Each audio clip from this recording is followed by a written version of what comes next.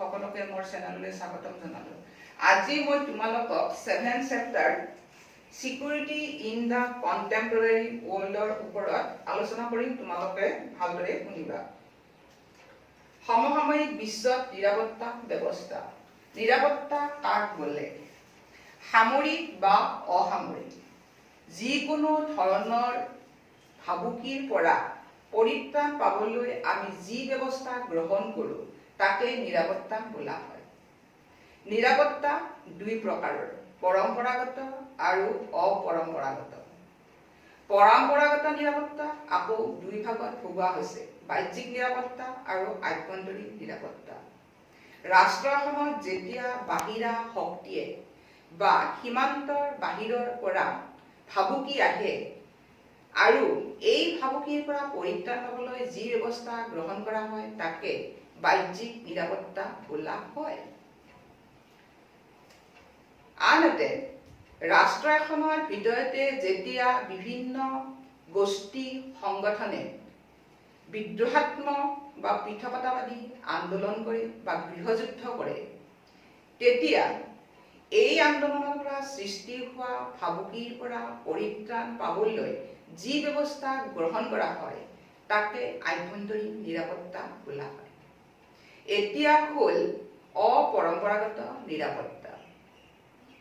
ব্যক্তিৰ সুৰক্ষা প্ৰদান কৰাৰ কাৰণে যি নিৰাপত্তাৰ ব্যৱস্থা লোৱা হয় তাকে অপৰম্পৰাগত নিৰাপত্তা বোলা হয়।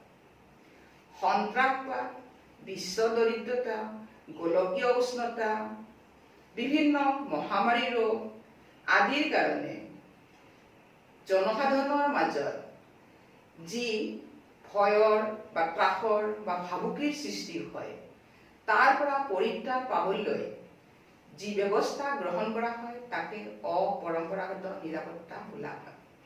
এই কথাখিনিকে এই অধ্যায়টোৰ ওপৰত আলোচনা কৰা হৈছে।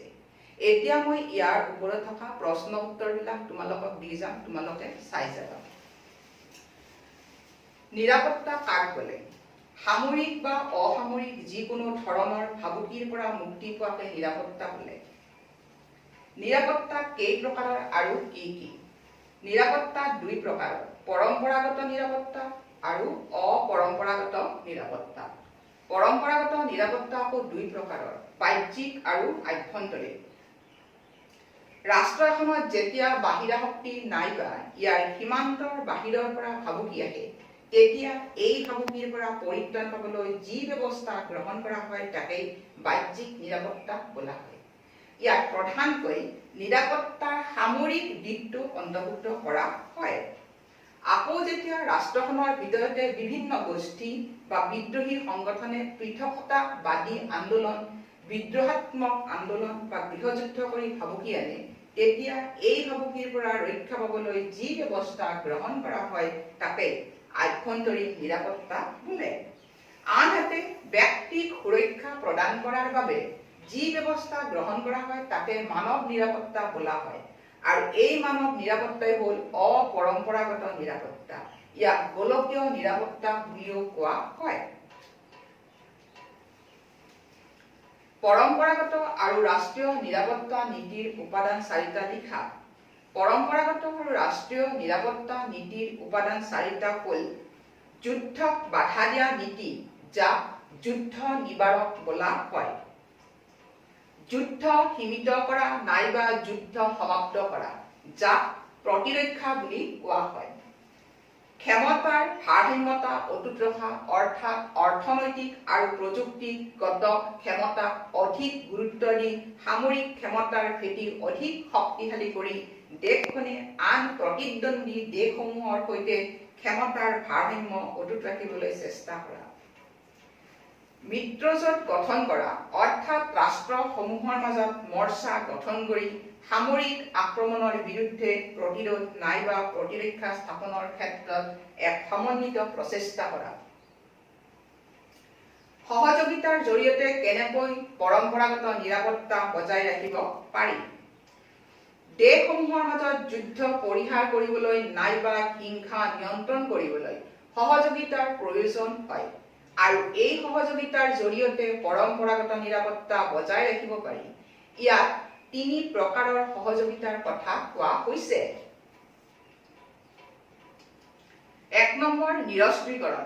নিৰস্ত্ৰীকৰণে সকলোবিলাক ৰাষ্ট্ৰই বিশেষ প্ৰকাৰৰ অস্ত্ৰ-শস্ত্ৰ পৰিত্যাগ কৰাটো বিচাৰে। উদাহৰণস্বৰূপে 1972 বায়োলজিকেল উইপন্স কনভেনশ্যন আৰু 1992 কেমিকেল উইপন্স কনভেনশ্যন, এই দুখন সন্ধিয়ে এনেকুৱা অস্ত্ৰ-শস্ত্ৰ উৎপাদন কৰা আৰু দখল কৰাটো বন্ধ কৰিছে। 155খনতকৈ বেছি ৰাষ্ট্ৰই BWC আৰু 181খন ৰাষ্ট্ৰই CWC মানি লৈছিল। 2 নম্বৰ অস্ত্ৰ নিয়ন্ত্ৰণ। বিশ্বৰ শক্তিশালী দেশ আমেৰিকা যুক্তৰাষ্ট্ৰ আৰু ছভিয়েট ৰাছিয়াই পাৰমাণৱিক অস্ত্ৰ-শস্ত্ৰ পৰিত্যাগ কৰিবলৈ ইচ্ছা নকৰা অস্ত্ৰ নিয়ন্ত্ৰণ কৰিবলৈ লৈছিল। অস্ত্ৰ নিয়ন্ত্ৰণে দেশ এখনে অস্ত্ৰ কিমান লাভ কৰিব বা উন্নতি কৰিব তাকে ঠিক কৰি দিয়ে। 1972 এন্টি বালিষ্টিক মিছাইল চুক্তিয়ে আমেৰিকা আৰু ছভিয়েট ৰাছিয়াক ক্ষেপণাস্ত্ৰ ব্যৱহাৰ কৰাৰ পৰা বন্ধ কৰিবলৈ চেষ্টা কৰিছিল আৰু এই চেষ্টাই দুয়োখন দেশকে বৃহৎ পৰিমাণৰ প্ৰতিৰক্ষা ব্যৱস্থাটোক সীমিত কৰিছিল। আমেৰিকা আৰু ছভিয়েট ৰাছিয়াই অস্ত্ৰ নিয়ন্ত্ৰণ কৰিবলৈ strategic arms limitation treaty, strategic arms reduction ট্ৰিটিত স্বাক্ষৰ কৰিছিল। আকৌ 1967ৰ আগতে যিবিলাক দেশে পাৰমাণৱিক অস্ত্ৰ পৰীক্ষা কৰিছিল আৰু বনাইছিল, সেইবিলাক দেশক নিউক্লিয়াৰ নন প্ৰলিফাৰেশ্যন ট্ৰিটিয়ে 1968ত পাৰমাণৱিক অস্ত্ৰ কিমান লাভ কৰিব পাৰে তাকে ঠিক কৰি দিছিল। 3 নম্বৰ ৰাষ্ট্ৰসমূহৰ মাজত বিশ্বাস প্ৰতিষ্ঠা কৰা। বিশ্বাস প্ৰতিষ্ঠা হলে দেশসমূহে নিজৰ প্ৰতিদ্বন্দ্বীৰ লগত ধাৰণা আৰু তথ্যপাতিবোৰৰ অংশীদাৰ হয়। দেশসমূহে সিহঁতৰ সামৰিক পৰিকল্পনাবোৰৰ বিষয়ে ইখনে সিখনক কয়। মুঠতে বিশ্বাস প্ৰতিষ্ঠা হ'ল এনেকুৱা পদ্ধতি য'ত প্ৰতিদ্বন্দ্বীয়ে ভুল বুজাবুজি বা ভুল উপলব্ধিৰ জৰিয়তে যুদ্ধলৈ আগবাঢ়ি নাযায়। মানৱ নিৰাপত্তা কি? ইয়াৰ ঠেক আৰু বহল ধাৰণা সম্পৰ্কে আলোচনা কৰা। অপৰম্পৰাগত নিৰাপত্তাৰ দৃষ্টিভংগীক মানৱ নিৰাপত্তা বোলা হয়। ইয়াৰ সংকীৰ্ণ ধাৰণাৰ প্ৰবক্তাসকলে কৈছে যে ব্যক্তিক সুৰক্ষা প্ৰদান কৰাই হ'ল মানৱ নিৰাপত্তাৰ প্ৰাথমিক লক্ষ্য। ব্যক্তিৰ প্ৰতি থকা হিংসাত্মক ভাবুকিৰ দিশটোত এই ধাৰণাই মনোযোগ দিছে। ৰাষ্ট্ৰসংঘৰ পূৰ্বৰ সচিব প্ৰধান কফি আন্নানে মন্তব্য কৰিছে যে আভ্যন্তৰীণ হিংসাৰ পৰা সম্প্ৰদায় আৰু ব্যক্তিক সুৰক্ষা প্ৰদান কৰা। ইয়াৰ বহল বা উদাৰ ধাৰণাৰ প্ৰবক্তাসকলে যুক্তি দিছে যে ভাবুকিৰ তালিকাখনত ভোগ, ৰোগ আৰু প্ৰাকৃতিক দুৰ্যোগক অন্তৰ্ভুক্ত কৰা উচিত, কাৰণ এইবোৰে যুদ্ধ, গণহত্যা আৰু সন্ত্ৰাসবাদতকৈ বেছিকৈ মানুহক হত্যা কৰে। ইয়াৰ বহল দৃষ্টিভংগীয়ে অৰ্থনৈতিক নিৰাপত্তা আৰু মানৱীয় মৰ্যাদাক সামৰি লৈছে। আন কথাত ক'বলৈ গ'লে মানৱ নিৰাপত্তাই অভাৱৰ পৰা মুক্ত আৰু ভয়ৰ পৰা মুক্ত হোৱাত গুৰুত্ব প্ৰদান কৰে। গোলকীয় নিৰাপত্তা বুলিলে কি বুজা? 1990ৰ দশকত গোলকীয় ভাবুকি সমূহৰ পৰা পৰিত্ৰাণ পাবলৈ গোলকীয় নিৰাপত্তাৰ আবিৰ্ভাৱ হৈছে। গোলকীয় উষ্ণতা, আন্তৰ্জাতিক সন্ত্ৰাসবাদ, স্বাস্থ্যজনিত সংক্ৰামক ৰোগ যেনে এইডছ, পক্ষীজ্বৰ, কৰোনা ইত্যাদি এখন দেশে অকলে এইবোৰ সমস্যা সমাধান কৰিব নোৱাৰে আৰু কিছুমান পৰিস্থিতিত কেইখনমান দেশেহে গোলকীয় সমস্যা এটাৰ হেঁচা পায়। উদাহৰণস্বৰূপে গোলকীয় উষ্ণতাৰ বাবে সমুদ্ৰ পৃষ্ঠ ওপৰলৈ আহে আৰু ইয়াৰ ফলত বাংলাদেশ, মালদ্বীপত বানপানী হোৱা দেখা যায়। এনেকুৱা গোলকীয় সমস্যাবোৰ আন্তৰ্জাতিক সহযোগিতাৰ জৰিয়তে সমাধান কৰিব পৰা যায়। সন্ত্ৰাসবাদ কি? অপৰম্পৰাগত নিৰাপত্তাৰ ক্ষেত্ৰত সন্ত্ৰাসবাদ হ'ল এক ভাবুকি স্বৰূপ। সন্ত্ৰাসবাদ হৈছে ৰাজনৈতিক হিংসা, যাৰ জৰিয়তে জনসাধাৰণক লক্ষ্য কৰি যধে-মধে অত্যাচাৰ চলোৱা হয়। আন্তৰ্জাতিক সন্ত্ৰাসবাদে এখনতকৈ বেছি দেশৰ জনসাধাৰণ বা ভূখণ্ডৰ লগত জড়িত হয়। সন্ত্ৰাসবাদী গোটসমূহে শক্তি প্ৰয়োগ কৰি বা শক্তি প্ৰয়োগ কৰাৰ ভাবুকি দি সিহঁতে ভাল নোপোৱা ৰাজনৈতিক অৱস্থাৰ পৰিৱৰ্তন কৰিবলৈ বিচাৰে। জনসাধাৰণক সন্ত্ৰাসিত আৰু অসন্তুষ্ট কৰাই হ'ল সিহঁতৰ লক্ষ্য। ৰেল বাছ, দোকান বজাৰ, জনপূৰ্ণ স্থান আদিত বোমা লুকাই ৰখা, উৰাজাহাজ অপহৰণ কৰা কাৰ্যৰ লগত সন্ত্ৰাসবাদীসকলে জড়িত হয়। 2001 চনৰ 11 ছেপ্টেম্বৰত আমেৰিকাত বিশ্ব বাণিজ্য কেন্দ্ৰত সন্ত্ৰাসবাদীয়ে আক্ৰমণ চলাইছিল। অতীতেও মধ্য পূব, ইউৰোপ, লেটিন আমেৰিকা, দক্ষিণ এছিয়াত সন্ত্ৰাসবাদীয়ে আক্ৰমণ চলাইছিল। মানৱ অধিকাৰ সাৰ্বজনীন ঘোষণা পত্ৰখন কেতিয়া লোৱা হৈছে? 1948 10 ডিচেম্বৰত। মানৱ অধিকাৰ কি? ইয়াৰ বিভিন্ন প্ৰকাৰবোৰ লিখা। মানুহ হিচাপে ভালদৰে জীয়াই থকাৰ বাবে প্ৰয়োজনীয় অধিকাৰখিনিক মানৱ অধিকাৰ বোলা হয়। ইয়াৰ প্ৰকাৰবোৰ হ'ল ৰাজনৈতিক অধিকাৰ, ইয়াত কথা কোৱাৰ অধিকাৰ, শান্তিপূৰ্ণ অৱস্থান আৰু সংঘ গঢ়ি তোলাৰ অধিকাৰ, চৰকাৰত আৰু মুক্ত নিৰ্বাচনত অংশগ্ৰহণ কৰাৰ অধিকাৰ ইত্যাদি। 2 নম্বৰ, অৰ্থনৈতিক আৰু সামাজিক অধিকাৰ, সম্পত্তিৰ অধিকাৰ, কৰ্মৰ অধিকাৰ, জীৱনৰ মানদণ্ড উন্নীত কৰাৰ অধিকাৰ, সামাজিক নিৰাপত্তা ইত্যাদি। 3 নম্বৰ, উপনিৱেশিক ৰাষ্ট্ৰত বাস কৰা জনসাধাৰণৰ অধিকাৰ, নৃগোষ্ঠীয় লোকৰ বা স্থানীয় সংখ্যালঘু লোকৰ অধিকাৰ ইত্যাদি।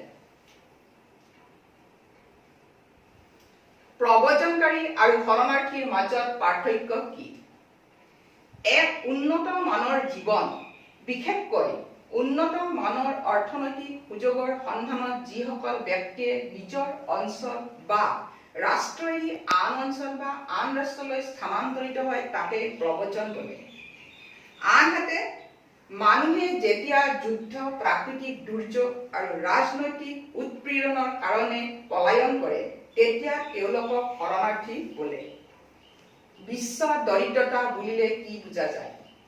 অপৰম্পৰাগত নিৰাপত্তাৰ ক্ষেত্ৰত থকা এক ভাবুকি হ'ল বিশ্ব দৰিদ্ৰতা।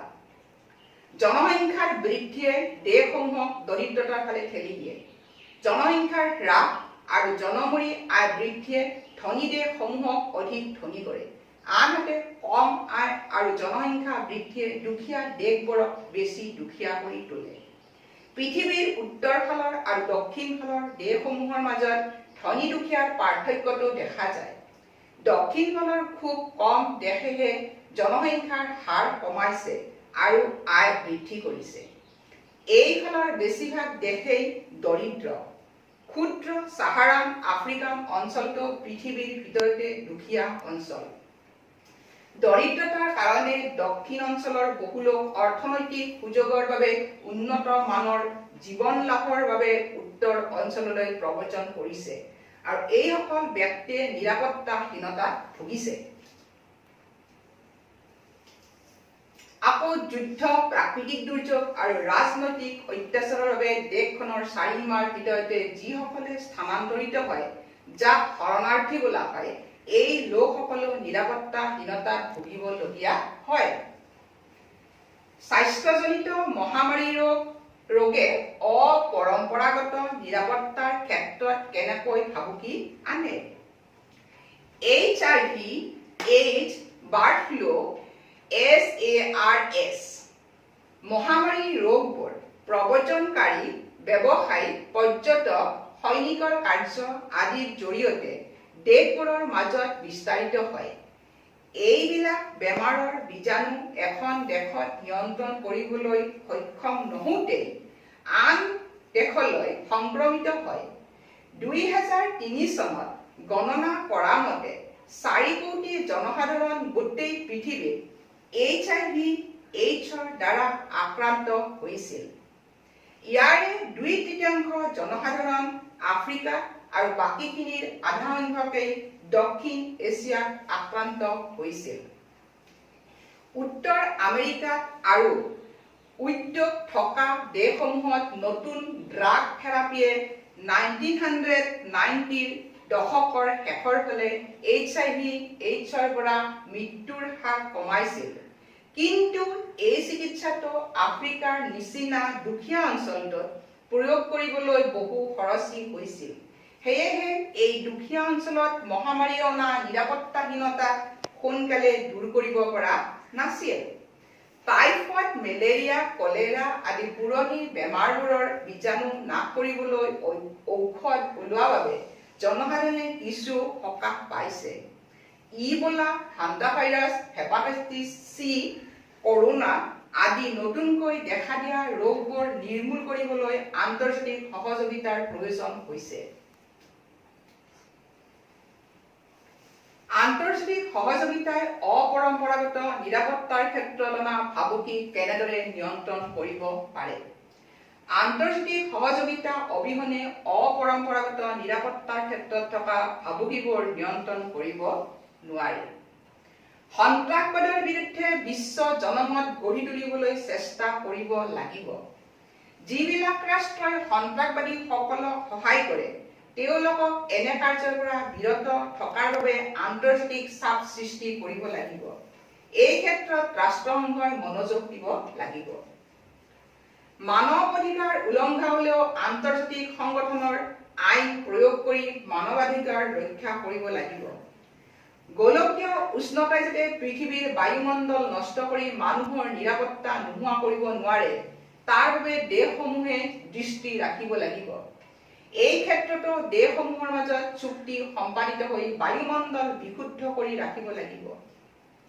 দৰিদ্ৰতাই মানুহৰ যি নিৰাপত্তাহীনতাৰ সৃষ্টি কৰিছে তাক দূৰ কৰিবলৈ দেশসমূহে জনসংখ্যাৰ হাৰ কমাবলৈ আৰু আয় বৃদ্ধি কৰিবলৈ গুৰুত্ব দিব লাগিব।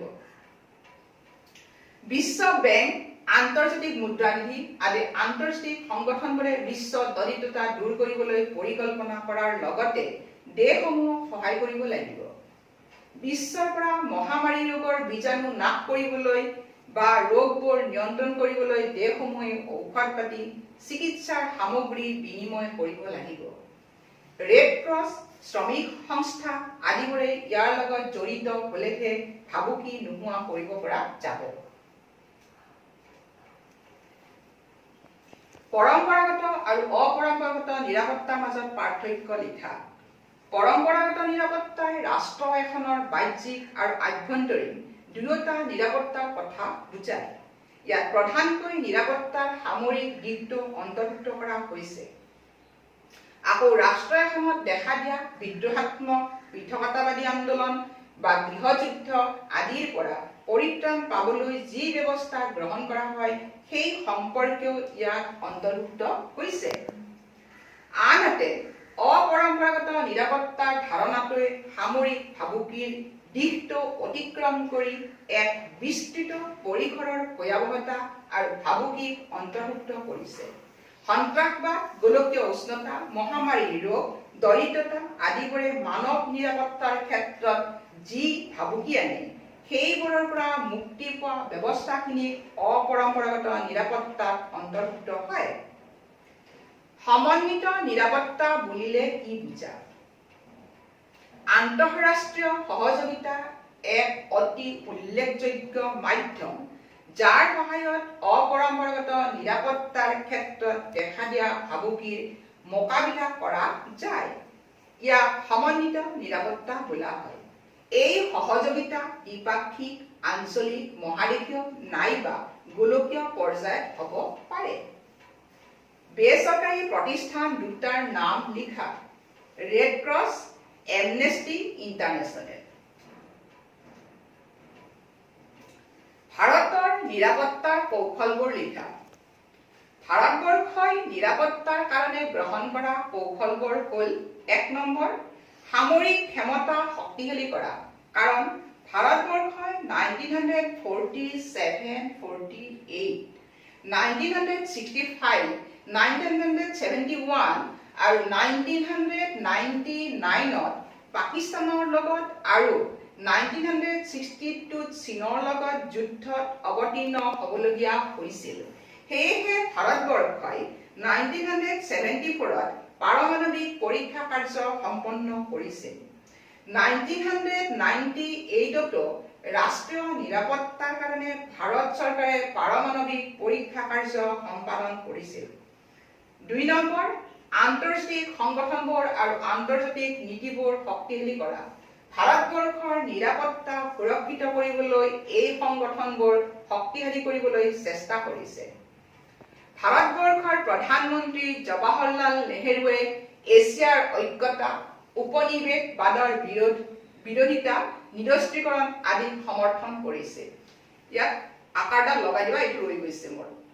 ভাৰতবৰ্ষই গোষ্ঠী নিৰপেক্ষ আন্দোলনত বিশেষ ভূমিকা পালন কৰিছে।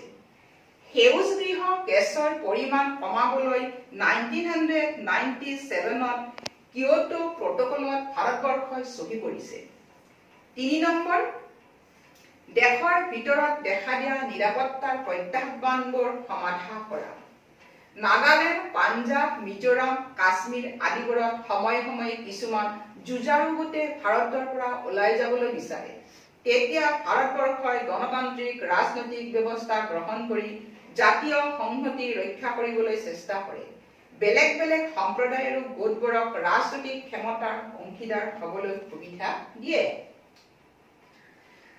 4 নম্বৰ, ভাৰতবৰ্ষৰ অৰ্থনৈতিক উন্নতি ঘটোৱাটো ইয়াৰ নিৰাপত্তাৰ আন এটা কৌশল। ভাৰতীয় নাগৰিকৰ মাজত থকা দৰিদ্ৰতা, অভাৱ-অনাটন দূৰ কৰি অৰ্থনৈতিক অসমতা নোহোৱা কৰিবলৈ চেষ্টা কৰা হৈছে। অৰ্থনৈতিক উন্নতিৰ জৰিয়তে মানৱ বিকাশ ঘটাবলৈ ভাৰতবৰ্ষৰ গণতান্ত্ৰিক চৰকাৰখনে চেষ্টা কৰে। আজি এতিয়া এইখিনিতে তোমালোকক প্ৰশ্ন উত্তৰ শিতানটো মই সমাপ্ত কৰিলো। গোটেই প্ৰশ্ন উত্তৰখিনি তোমালোকক মই PDF ফাইলত দি দিছো, তোমালোকে ভালদৰে চাই ল'বা। আজি তেনেহ'লে ধন্যবাদ।